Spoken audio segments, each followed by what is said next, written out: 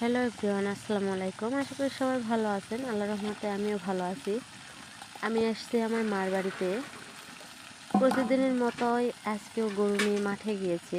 যদিও তার ভালো মন্দ কোনো সময়ই রেস্টে থাকা হয় না, কারণ তার 4টা গরু আছে আর প্রতিদিন মাঠে নিয়ে যায়, খাওয়াতে হয়।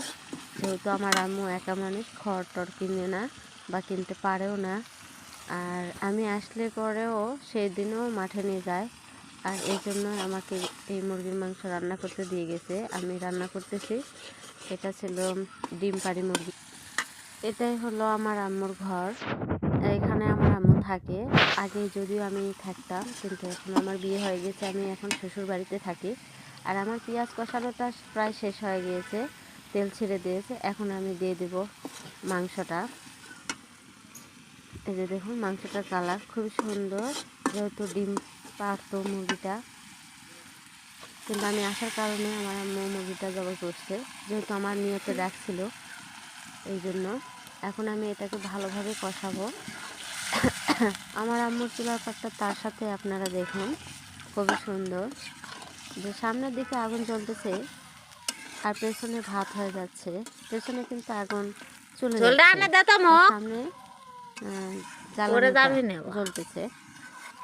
তো আমার আম্মু এরকম চুলাতে বেশি পছন্দ করে রান্না করতে।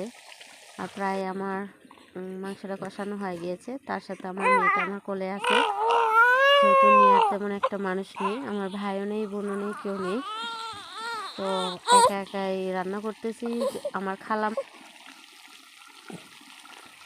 আমার মাংসটা প্রায় কষানোর শেষের দিকে। দেখুন বিলাইটা এসেছে মাংসের গন্ধে, হয়তো সেন্ট ভালো বাড়াচ্ছে, ওর নাকি পৌঁছে গেছে।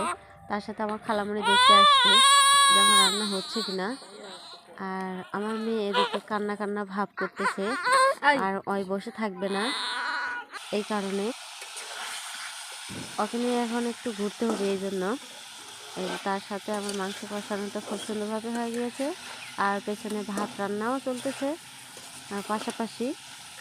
তো একসাথে নামাবো। আর আপনারা আমার ভিডিও যদি ভালো লাগে অবশ্যই লাইক কমেন্ট শেয়ার করবেন। আর আমি আপনাদের ভিডিওতে যাই লাইক কমেন্ট শেয়ার করব। আর আপনারা যদি উৎসাহ দেন, অবশ্যই আমি গ্রামীণ জীবনের ভিডিওগুলো আরও তুলে ধরার সাহস পাবো। এবং ভালো থাকবেন আপনারা, দোয়া করি।